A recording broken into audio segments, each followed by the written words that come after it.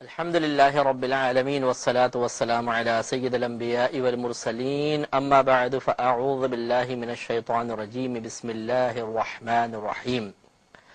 الحمدللہ الفرقان کے دو پروگرام ابھی تک آپ کی خدمت میں پیش کیے جا چکے ہیں اور ان دونوں میں ہم نے عقیدے کی اہمیت پر تفصیلی کلام کیا تاکہ ہمیں اس بات کا بخوبی اندازہ ہو جائے کہ اللہ تبارک و تعالیٰ کی بارگاہ میں اعمال سے زیادہ عقائد کی اہمیت ہے۔ عقیدے کی درستگی اعمال کی قبولیت کے لیے شرط ہے، اور اگر عقیدے میں کوئی خرابی ہوگی، ہمارے نظریات میں خرابی ہوگی تو ہمارے اعمال بارگاہ الہی میں کبھی بھی مقبول نہیں ہو سکتے۔ عقائد دو طرح کے آپ کو معاشرے میں نظر آئیں گے، ایک وہ ہیں کہ جن کا ثبوت قرآن و حدیث سے ہے، اور جیسے کہ اس کی ہم نے آپ کو تعریف میں بتایا تھا کہ جن پر ایمان لانا، اعتقاد رکھنا، یہ ہمیں دائرہ اسلام میں داخل کرتا ہے، اور ان پر عدم اعتقاد یا ان میں کوئی تذبذب کا شکار ہونا، بعض ایسے بھی ہیں کہ اگر صرف شک و شبہ کریں گے، یقین کی حد تک نہیں پہنچیں گے تو دائرہ اسلام سے خارج بھی ہو سکتے ہیں۔ اور بعض عقائد ایسے ہوتے ہیں جن کا تعلق کفر یا اسلام سے نہیں ہوتا، بلکہ ایک خاص طبقہ، ایک خاص مکتبہ فکر اپنے کچھ نظریات رکھتا ہے، اور وہ پھر عقائد تو کہلا سکتے ہیں اس اعتبار سے کہ ان چیزوں پر اعتقاد اس مکتبہ فکر میں دخول کے لیے شرط ہوتا ہے، اور اگر ان پر اعتقاد نہیں رکھیں گے تو اس مکتبہ فکر سے خارج کر دیتا ہے۔ ہم یہاں جو آپ کی خدمت میں عقائد بیان کریں گے وہ کسی مخصوص مکتبہ فکر سے تعلق رکھنے والے نہیں ہوں گے، بلکہ ہمارا زیادہ تر جو ہم بیان کریں گے وہ عقائد ہوں گے جن کو عقائد اسلام سے تعبیر کیا جاتا ہے،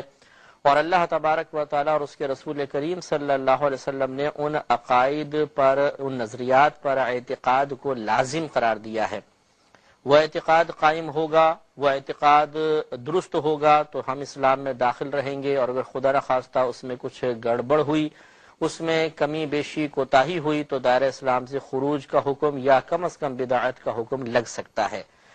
اس سے آپ کو یہ اندازہ بخوبی ہو گیا ہوگا کہ الفرقان میں بیان کیے جانے والے عقائد کو بخوبی سننا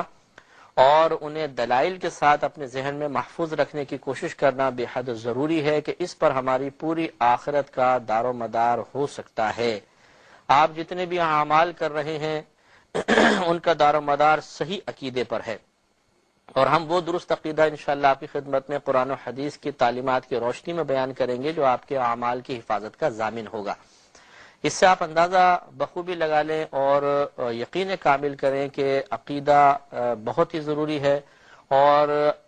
جتنے آپ کے نظریات یا عقائد ہیں انہیں آپ ذہن میں حاضر رکھیں، اور جو پھر ہم بیان کریں اس کے ساتھ ان کا موازنہ کر کے دیکھیے کہ کیا آپ درست عقائد پر قائم ہیں یا نہیں ہیں۔ سب سے پہلے ہم نے عقیدے کو اسی لیے لیا ہے کہ ہمارے عوام میں بہت ساری باتیں ایسی ہوتی ہیں جو آپس میں سنی سنائی ہوتی ہیں، یا سینہ بسینہ خاندان میں غلط باتیں منقول ہوتی ہیں، اور انسان انہی پر اعتقاد رکھ کر اور اپنے آپ کو حق بجانب تصور کر رہا ہوتا ہے۔ لیکن جب ہم صحیح عقیدہ سیکھتے ہیں، قرآن اور حدیث کے دلائل کی روشنی میں جاننے کی کوشش کرتے ہیں، تو ہمیں معلوم ہوتا ہے کہ ہمارے نظریات میں بعض جگہ سقم اور کمی کوتاہی تھی، ہم پھر اصلاح۔ ہم اپنے سلسلہ کلام کو اسی ضمن میں آگے لے کر چلتے ہیں۔ آپ نے ایک لفظ سنا ہوگا فقہ۔ اب فقہ جو ہے ویسے وہ ان احکام پر لفظ بولا جاتا ہے کہ جو احکام شرعیہ ہوتے ہیں اور ان کا تعلق عمل سے ہوتا ہے، نظریات سے، عقائد سے نہیں ہوتا، اسے فقہ کہتے ہیں۔ تو فقہ ان احکام شرعیہ عملیہ کے علم کا نام ہے کہ جنہیں ان کے تفصیلی دلائل کے ساتھ بیان کیا گیا ہو، لیکن ہم اس کو اوپر سے لے کے چلتے ہیں کہ اصل میں فقہ جو تھا اس کی دو قسمیں تھیں، ایک فقہ اکبر کہلاتا تھا اور ایک فقہ اصغر کہلاتا تھا۔ اکبر بڑے کو کہتے ہیں اور اصغر چھوٹے کو کہتے ہیں۔ تو فقہ اکبر جو بڑا فقہ کہلاتا تھا اسے عقائد پر بولا جاتا تھا، اور اس علم کو کہ جس علم میں عقائد کو دلائل کے ساتھ بیان کیا جائے اسے علم کلام کہتے تھے، اور اب بھی کہتے ہیں۔ تو پہلے تو اس کو فقہ ہی کہا جاتا تھا، فقہ اکبر کہا جاتا تھا، اور اس میں عقیدوں کو بیان کیا جاتا تھا دلائل کے ساتھ۔ اور فقہ اصغر یہ وہی جو اب ہے کہ احکام شرعیہ عملیہ کو ان کے تفصیلی دلائل کے ساتھ جاننا، لیکن بعد میں ان میں تفریق کر دی گئی، فرق کر دیا گیا کہ فقہ اکبر یہ نام ہٹا دیا گیا۔ اسی نام کا ایک رسالہ ہے امام اعظم ابو حنیفہ رضی اللہ تعالیٰ عنہ کا جو عقائد پر مشتمل ہے اور بڑا معروف ہے، اور اس کی شرح ملا علی قاری صاحب رحمۃ اللہ علیہ نے لکھی ہے، اور شرح فقہ اکبر کے نام سے آپ کو بازار میں مل جائے گا، لیکن عربی میں ملتا ہے۔ تو یہ جو فقہ اکبر تھا، اس سے پھر فقہ کا نام ہٹا دیا گیا اور اس کو علم کلام کہا جانے لگا، اور باقاعدہ اس کو ایک مضمون اور ایک فن بنا دیا گیا، اور علم کلام سے مراد وہ علم لیا گیا کہ جس میں عقائد اسلام کو ان کے تفصیلی دلائل کے ساتھ بیان کیے جائے۔ اس علم سے جو وابستہ علماء تھے انہیں علماء متکلمین کہا جاتا ہے۔ تو یہ بات ذہن میں رکھیں کہ علم کلام اس علم کا نام ہوتا ہے کہ جس میں عقائد اسلام کو تفصیلی دلائل کے ساتھ بیان کیا جائے، اور جو علماء ان عقائد اسلام کو تفصیلی دلائل سے بیان کرتے ہیں یا بحث کرتے ہیں انہیں علماء متکلمین کہا جاتا ہے۔ اور یاد رکھیں کہ جو عقائد سے متعلقہ مسائل ہیں ان کو اصول سے تعبیر کرتے ہیں، یعنی ان کو اصول کہا جاتا ہے۔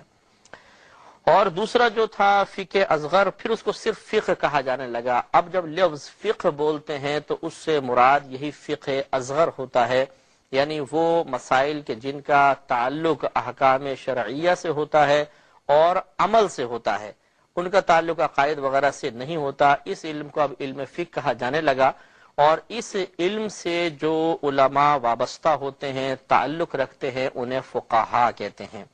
یہ تفصیل میں آپ کی خدمت میں اس لیے عرض کر رہا ہوں، اگر آپ یہ تفصیل ذہن میں رکھیں گے تو جب ہم کفر اور اسلام کے مسائل بیان کریں گے، خصوصاً کلمات کفر کا تذکرہ ہوگا، وہاں یہ اصطلاحات بہت زیادہ استعمال ہوتی ہیں کہ علماء متکلمین نے یہ فرمایا اور فقہاء نے یہ فرمایا۔ تو امید ہے کہ اب آپ فوراً جان جائیں گے کہ جب ہم کہیں گے کہ علماء متکلمین تو آپ سمجھ جائیں گے کہ ان سے مراد وہ علماء ہیں جو علم کلام سے تعلق رکھتے ہیں، اور علم کلام وہ علم ہوتا ہے جس میں عقائد اسلام کو ان کے تفصیلی دلائل کے ساتھ بیان کیا جاتا ہے۔ اور جب ہم فقہاء کا نام لیں گے تو آپ فوراً سمجھ جائیں گے کہ اس سے مراد وہ علماء ہیں جو علم فقہ سے تعلق رکھتے ہیں، اور علم فقہ سے مراد وہ علم ہے کہ جن میں احکام شرعیہ عملیہ کو ان کے تفصیلی دلائل کے ساتھ بیان کیا جاتا ہے۔ تو یہ دو۔ اب ایک لفظ آپ نے سنا ہوگا اہل سنت، اس کے بارے میں سماعت فرما لیں کہ یہ اہل سنت کون ہے، کہاں سے بنا تھا،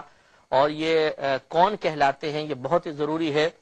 حضرت عبداللہ بن عمر رضی اللہ تعالی عنہ سے مروی ہے کہ نبی کریم صلی اللہ علیہ وسلم نے ارشاد فرمایا کہ ان بنی اسرائیل افترقوا علی 71 ملتن، کہ بے شک بنی اسرائیل جدا جدا ہو گئے 71 فرقوں میں۔ یہ 71 کی روایت بھی ہے، 72 کی روایت بھی ہے، چنانچہ 71 فرقوں کی روایت، اور ایک روایت میں کہ سرکار نے فرمایا کہ وہ 72 فرقوں میں تقسیم ہو گئے۔ پھر آگے فرمایا وَتَفَرَّقَ أُمَّتِي عَلَى 73 مِلَّةً،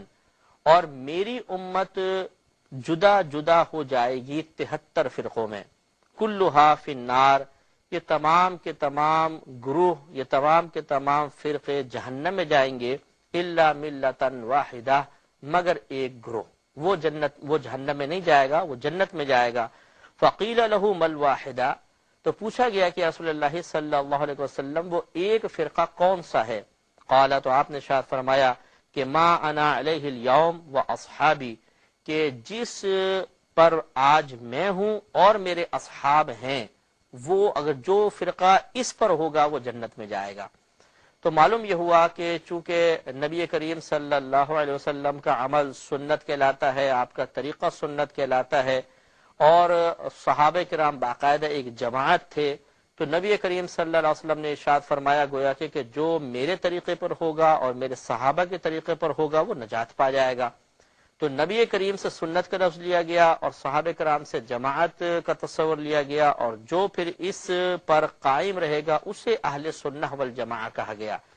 تو اہل سنت والجماعہ کوئی کسی گروپ یا فرقے کا نام نہیں ہے، بلکہ اہل سنت والجماعت سے مراد وہ مسلمان ہیں کہ جو نبی کریم صلی اللہ علیہ وسلم اور صحابہ کرام کے طریقے پر عمل پیرا ہیں،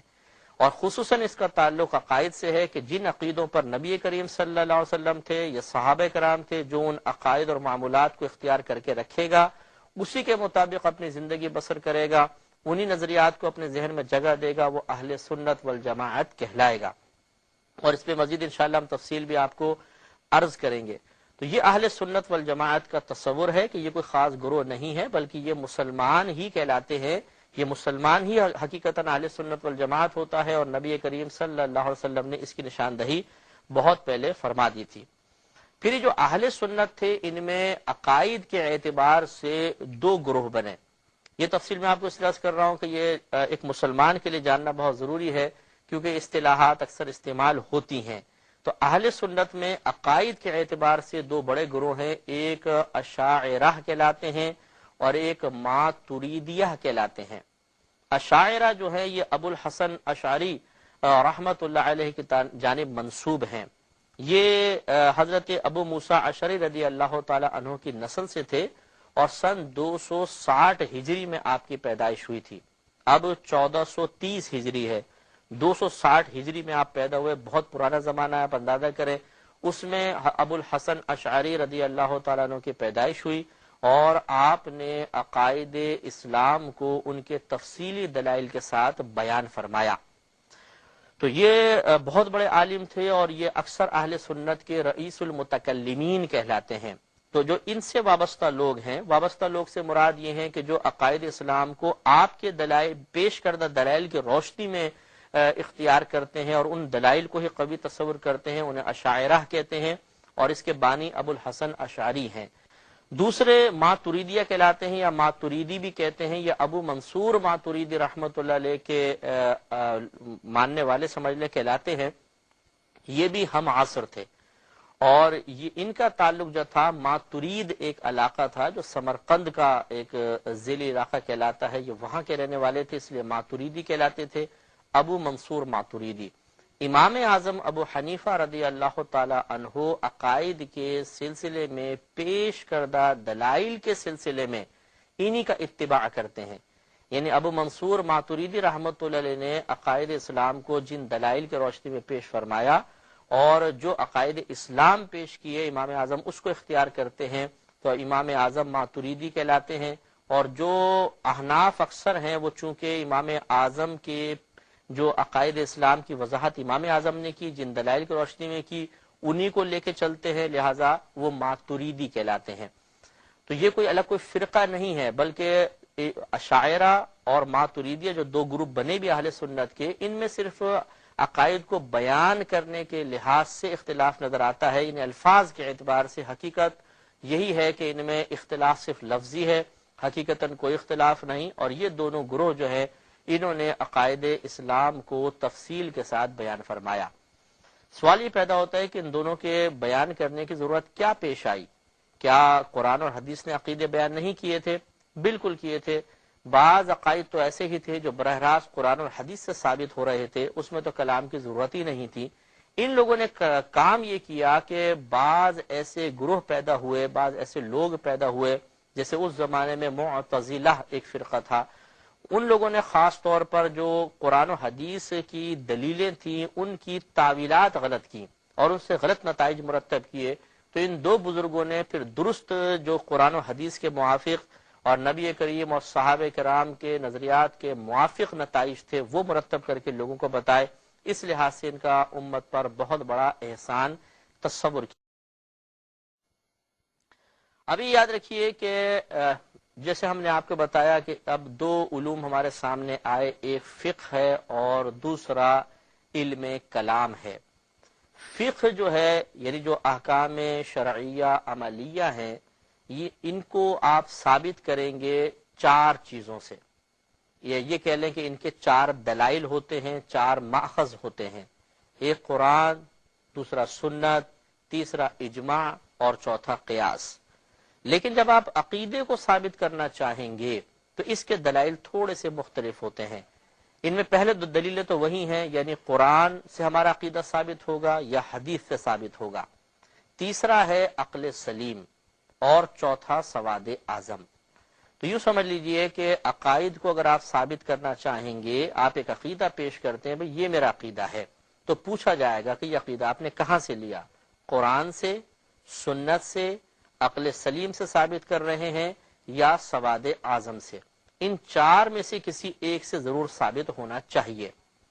قرآن اور حدیث کا مطلب ماخذ ہونا یہ تو بالکل واضح ہے۔ نبی کریم صلی اللہ علیہ وسلم نے اپنے آخری خطبوں میں ارشاد فرمایا کہ میں تمہارے درمیان دو چیزیں چھوڑ کر جا رہا ہوں، اگر تم انہیں مضبوطی سے تھام کر رکھو گے تو ہدایت پا جاؤ گے، اور چھوڑ دو گے تو گمراہ ہو جاؤ گے، ایک قرآن اور دوسرا میری سنت۔ تو معلوم یہ ہوا کہ قرآن اور سنت سے سب سے پہلے ہم اپنا عقیدہ حاصل کریں گے کہ قرآن کیا کہہ رہا ہے اور سنت کیا کہہ رہی ہے۔ اس کے بعد تیسری چیز تھی عقل سلیم۔ عقل سلیم، عقل کہتے ہیں، یہ سمجھ لیجئے کہ ایسا اللہ نے ہمارے اندر نور پیدا کیا ہے کہ جس نور کی روشنی میں انسان اچھے برے، صحیح غلط، ہدایت گمراہی، گناہ ثواب کی تمییز کر سکتا ہے۔ اس نور کا نام ہوتا ہے عقل۔ اب اس میں اختلاف ہے کہ اس نور کا مستقر اور ٹھکانہ بدن میں کہاں ہے۔ بعض نے کہا یہ قلب میں ہے، بعض نے کہا کہ یہ دماغ میں ہے، ذہن میں ہے، یعنی اس دماغ جس کو ہم کہتے ہیں اس میں وہ نور ہوتا ہے، اور یہ زیادہ قوی قول ہے کہ عقل جو ہے وہ ہمارے اس مقام پر ہوتی ہے۔ اور تو عقل کو ایسی مادی شے نہیں ہے کہ آپ جسم کا ایک حصہ نکال کے بتائیں یہ عقل ہے، بلکہ عقل صرف ایک نور کا نام ہے کہ جس نور کی روشنی میں انسان صحیح اور غلط کی تمیز کر سکتا ہے۔ جانوروں کے اندر یہی عقل نہیں ہوتی، یہ نور نہیں ہوتا، ان میں صرف احساس و شعور تو ہوتا ہے، یہی وجہ ہے کہ وہ خطرے کو بھانپ لیتے ہیں، مامتا جذبہ ہوتا ہے، ان کے اندر پہچان ہوتی ہے، اپنی ماں کی اولاد ماں کو پہچانتی ہے، لیکن اس کے بعد عقل ان کے اندر نہیں ہے، لہذا وہ ہر گندی چیز میں منہ مار لیتے ہیں، وہ خطرات کی طرف بڑھ جاتے ہیں، انہیں احساس اتنا زیادہ نہیں ہوتا، یعنی احساس تو ہے لیکن وہ احساس بعض اوقات دیر میں جاگتا ہے، اور اپنی کم عقلی کی بنا پر یا عقل کے مفقود اور معدوم ہونے کی بنا پر وہ اپنے آپ کو خطرات سے دوچار کروا بیٹھتے ہیں۔ تو عقل جو ہے ایک نور کا نام ہے، اور سلیم کا مطلب کہ ہر عیب کمی کوتاہی سے پاک و صاف ہو۔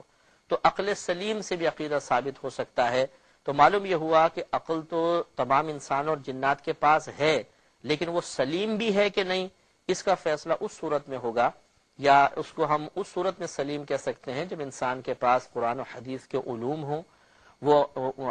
ہر گہرائی وغیرہ اچھی طرح جانتا ہو، تب وہ ایک عقیدہ صحیح بیان کر سکتا ہے، ورنہ عقل سلیم عام لوگوں کی جو عقول ہوتی ہیں اس سے وہ کوئی عقیدہ وغیرہ ثابت نہیں کر سکے گا۔ تو عقل سلیم ضروری ہے، اس سے عقیدہ ثابت ہوتا ہے۔ سوال یہ پیدا ہوتا ہے کہ جب قرآن اور حدیث میں عقائد بیان کر دیے گئے تو آخر عقل سے عقیدہ ثابت کرنے کی ضرورت کیا پیش آئی؟ اس آخر میں ایک سوال کیا گیا تھا کہ جب قرآن اور حدیث سے تمام عقائد ثابت ہو رہے ہیں یا بہت سے عقیدے ثابت ہو رہے ہیں تو کیا ضرورت ہے کہ ہم عقل کے ذریعے کچھ عقائد کو ثابت کریں؟ اس سوال کا جواب انشاءاللہ ہم آج کے پروگرام میں ضرور دیں گے۔ پہلے اس بات کو یہ سمجھ لیں کہ آپ نے ایک لفظ سنا ہوگا، ایک شہر کا نام سنا ہوگا، یونان۔ یہ روم کا ایک شہر تھا، اور یہ یونان بن یافس بن نوح سے وابستہ یا ان سے منسوب شہر ہے، یعنی نوح علیہ السلام کے صاحبزادے تھے یافس اور ان کے صاحبزادے تھے یونان، تو ان کے نام پر اس شہر کا نام رکھ دیا گیا تھا یونان۔ تو اس شہر یونان میں منطق اور فلسفے کا بڑا زور تھا، اور یہاں پہ گویا کہ یہیں سے منطق اور فلسفے کی ابتدا ہوئی تھی، اور منطق اور فلسفے کو علوم عقلیہ کہا جاتا ہے کیونکہ اس میں صرف عقل کا استعمال ہوتا ہے، کیونکہ ہمارا قرآن اور حدیث منطق اور فلسفے کی براہ راست تعلیم کے سلسلے میں خاموش ہیں۔ تو جو قرآن و حدیث سے آپ کو مواد حاصل ہوتا ہے یا علم حاصل ہوتا ہے اسے علم منقولی کہتے ہیں، اور جو منطق فلسفے سے حاصل ہوتا ہے اسے علم معقولی کہتے ہیں۔ آپ نے شاید کبھی پوسٹرز وغیرہ میں دیکھا ہوگا کہ کسی عالم کی تعریف میں لکھا ہوتا ہے جامع المعقول والمنقول، کہ یہ علم معقول جو ہے یعنی عقلی علوم اور علم منقول یعنی جو نقل کے ذریعے علم آ رہے ہیں ان کے جامع ہیں، دونوں طرح کے علوم حاصل کیے ہوئے ہیں۔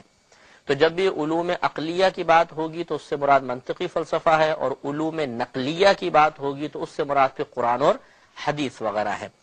تو یونان میں چونکہ منطق اور فلسفے کا بڑا زور تھا، تو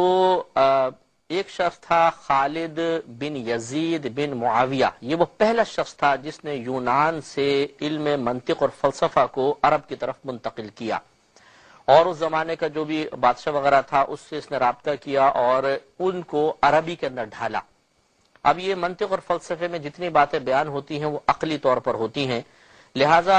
یہ خالد بن یزید بن معاویہ یہ علم طب اور کیمیا کا میں بہت بڑا ماہر تھا، تو اس نے وہ علم منطق اور فلسفہ عام کرنا شروع کیا۔ پھر مامون عباسی کا دور آیا، اس میں بہت زیادہ منطق فلسفے کی خدمت ہوئی، اور اس کا بڑا حصہ حنین بن اسحاق نامی ایک شخص تھا، اس نے یونان سے عرب میں منتقل کیا۔ اب معلوم مسئلہ یہ ہوا کہ قرآن اور حدیث نے بہت سارے عقائد کے ایسے پہلو تھے جن پہ کلام نہیں فرمایا تھا۔ مثلا قرآن میں یہ بیان ہوگا کہ اللہ تبارک و تعالیٰ ایک ہے، وہ حی ہے، قیوم ہے، کبھی تھکتا نہیں ہے، اس کا علم بڑا وسیع ہے،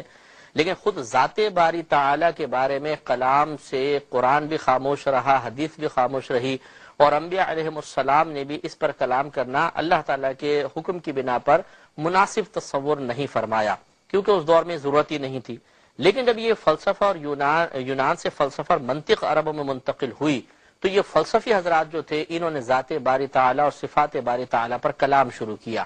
مثال کے طور پر اللہ تعالیٰ کیسا ہے، اس کی صورت کیسی ہے، صورت ہے بھی یا نہیں ہے، اس کے لیے اعضاء اس کے ہیں کہ نہیں ہیں، وہ کسی جگہ میں ہو سکتا ہے کہ نہیں ہو سکتا، اور اللہ تعالیٰ کی صفات قدیم ہیں یا غیر قدیم ہیں، وغیرہ وغیرہ۔ اس طرح نئے نئے کچھ انہوں نے نظریات اور خیالات کو پیش کیا اور منطق اور فلسفے کی روشنی میں ان کے نتائج مرتب کیے اور ان کو لوگوں میں عام کر دیا۔ اب جب علماء اسلام نے ملاحظہ فرمایا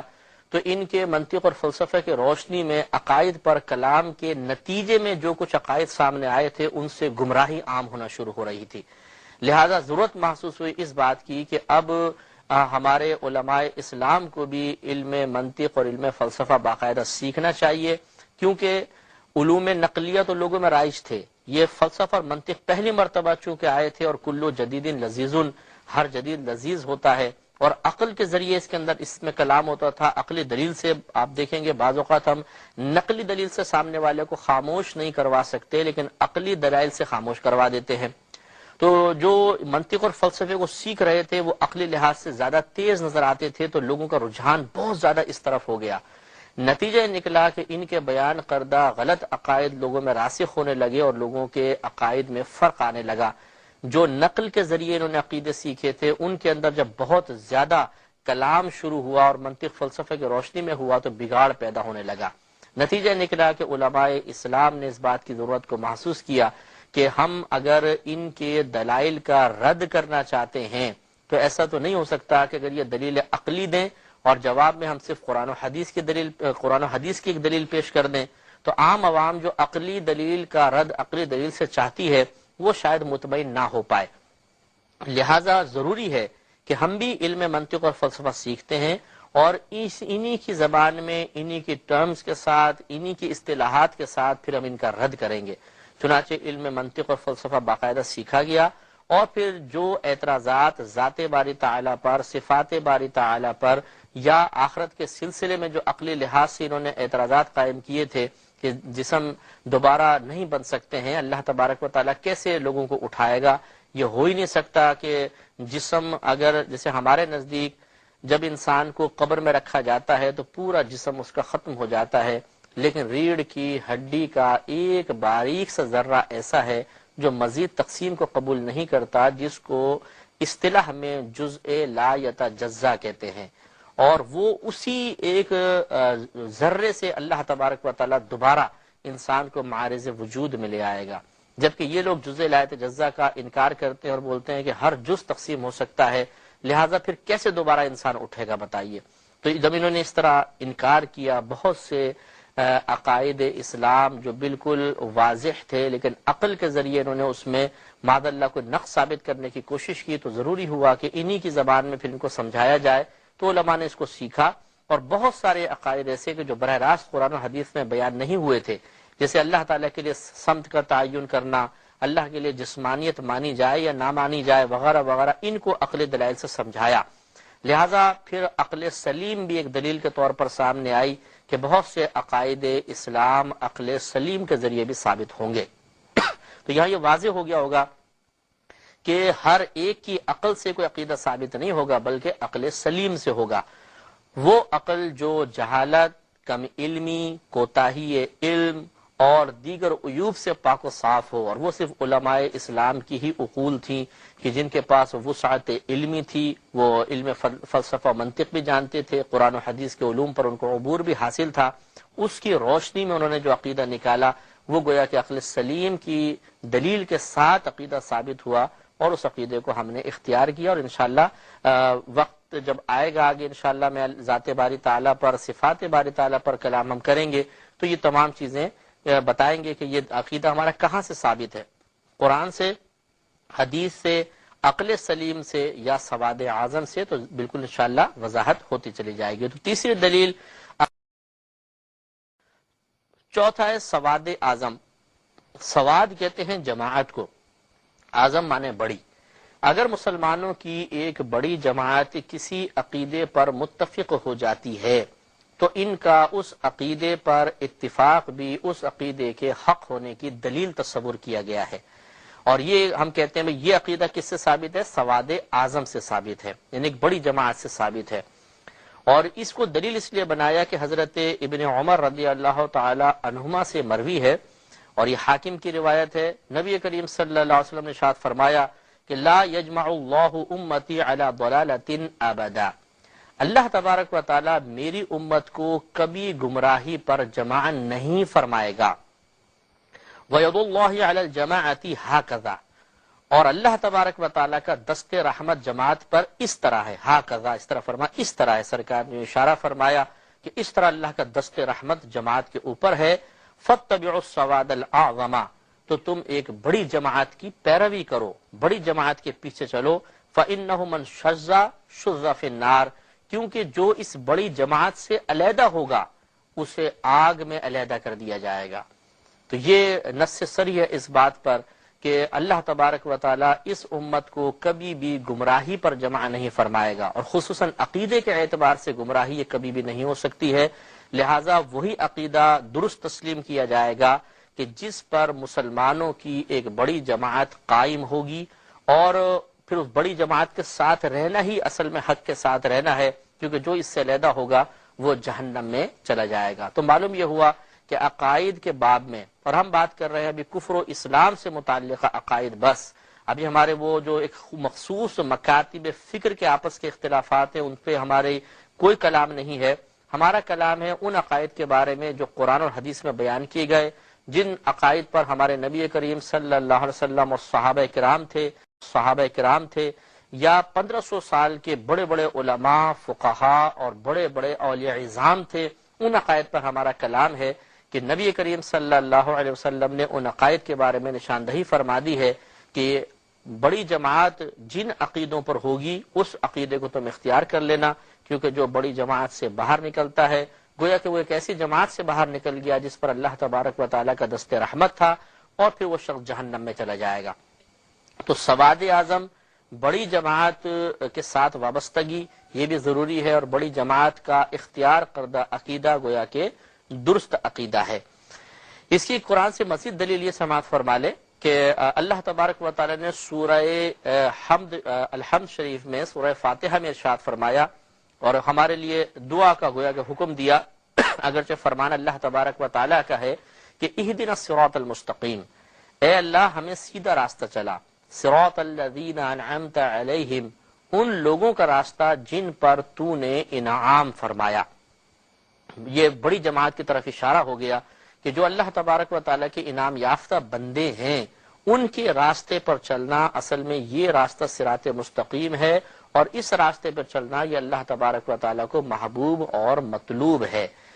اور جو اس راستے سے ہٹے گا وہ پھر آگے غیر المغضوب میں آئے گا یا ضالین میں آئے گا، یعنی مغضوب میں آ جائے گا یا ضالین میں آئے گا، گویا کہ وہ تباہ و برباد ہو جائے گا۔ اور اللہ تبارک و تعالیٰ کے انعام یافتہ بندے کون ہیں یہ آگے بیان فرمایا کہ وَمَن يُطِعِ اللَّهَ وَالرَّسُولَ فَأُولَٰئِكَ مَعَ الَّذِينَ أَنْعَمَ اللَّهُ عَلَيْهِمْ مِنَ النَّبِيِّينَ وَالصِّدِّيقِينَ وَالشُّهَدَاءِ وَالصَّالِحِينَ وَحَسُنَ أُولَٰئِكَ رَفِيقًا۔ اللہ تبارک و تعالی ارشاد فرماتا ہے کہ جس نے اللہ تبارک و تعالی اور اس کے رسول کریم صلی اللہ علیہ وسلم کی اطاعت کی، وہ ان لوگوں کے ساتھ ہوگا جن پر اللہ نے اپنا انعام نازل فرمایا. پھر تفصیل ہے من النبیین یعنی انبیاء علیہ السلام والصدیقین اور صدیق حضرات. اس سے مراد مفسرین فرماتے ہیں کہ نبی کریم صلی اللہ علیہ وسلم کے بڑے بڑے صحابہ مراد ہیں. والشہداء اس کے بعد شہید یعنی جو اللہ تبارک و تعالیٰ کی راہ میں اخلاص کے ساتھ مقام شہادت حاصل کرنے میں کامیاب ہوئے. اور پھر فرمایا والصالحین اور نیک لوگ. نیک لوگ یقینی سی بات ہے وہ ہے کہ جس میں بقیہ تمام صحابہ کرام آ جائیں گے، تابعین، تبع تابعین جو نیک پرہیزگار متقی تھے، اور اس امت کے تمام اولیاء کرام، فقہاء عظام اور علماء عظام، یہ سب کے سب اس کے تحت آئیں گے. اور اللہ نے آخر میں فرمایا کہ وَحَسُنَ أُولَٰئِكَ رَفِيقًا، اور یہ کیا ہی اچھے ساتھی ہیں. تو معلوم یہ ہوا کہ اللہ تعالیٰ کے انعام یافتہ بندوں کے راستے پر چلنا یہی صراط مستقیم ہے. جو اس میں رہے گا وہ کامیاب ہو جائے گا، جو اس سے پیچھے ہٹے گا وہ برباد ہو جائے گا. تو معلوم یہ ہوا، اور پہلے یہ سرکار نے فرمایا کہ اللہ تبارک و تعالیٰ میری امت کو کبھی گمراہی پر جمع نہیں کرے گا، لہٰذا اللہ تبارک و تعالیٰ کا دست رحمت ہمیشہ بڑی جماعت پر رہے گا. جو اس بڑی جماعت کے ساتھ وابستہ ہوگا وہ کامیاب ہوگا، جو اس سے علیحدہ ہوگا وہ آگ میں علیحدہ کیا جائے گا. تو اب آپ کے لیے نتیجہ مرتب کرنا بہت ہی آسان ہو گیا کہ نبی کریم صلی اللہ علیہ وسلم کے زمانہ مبارکہ سے لے کر آج تک خود ہمارے نبی کریم صلی اللہ علیہ وسلم، پھر صحابہ کرام علیہم رضوان، تابعین، تبع تابعین، اور اس امت کے جو جمہور زیادہ طبقہ علماء اسلام کا، جو مطلب علماء تھے، فقہاء تھے، اولیاء عظام تھے، ہمیں دیکھنا یہ ہوگا کہ وہ کس عقیدے پر تھے. جو ان کا عقیدہ ہوگا وہ بالکل درست عقیدہ ہوگا، اس لیے کہ اللہ تبارک و تعالیٰ کبھی بھی امت کو گمراہی پر جمع نہیں کرے گا. اور اگر ان جمہور کی کسی نے مخالفت کر کے کوئی عقیدہ نکالا ہوگا تو یقیناً وہ سواد اعظم سے ہٹ کر عقیدہ ہے، اور پھر اس کا وہ عقیدے کا اعتبار نہیں ہوگا کیونکہ وہ غلط عقیدہ ہوگا. تو انشاءاللہ عز و جل ہم اب جو عقائد بیان کریں گے وہ قرآن، حدیث، عقل سلیم اور سواد اعظم کی روشنی میں ہوں گے، اور یہ بتایا جائے گا کہ ہم جو عقیدہ بیان کر رہے ہیں یہ عقیدہ کہاں سے ثابت ہے، قرآن سے ہے، حدیث سے ہے، سواد اعظم سے ثابت ہوا یا عقل سلیم سے ثابت ہوا، تاکہ ہم درست عقائد اختیار کریں اور درست عقیدے پہ قائم ہو کر اپنے اعمال کو اللہ تبارک و تعالیٰ کی بارگاہ میں قوی بنوائیں. تو انشاءاللہ عز و جل نیکسٹ پروگرام میں ہم آغاز کریں گے اللہ تبارک و تعالیٰ کی ذات پاک سے متعلقہ عقائد کے ساتھ، صفات سے متعلقہ عقائد کے ساتھ، اور پھر انشاءاللہ دیگر رسالت، نبوت، پھر ولایت، کرامت، ان سب کے اوپر انشاءاللہ کلام ہوتا رہے گا. اللہ تبارک و تعالیٰ ہمیں بیان کی توفیق عطا فرمائے. وآخر دعوانا ان الحمد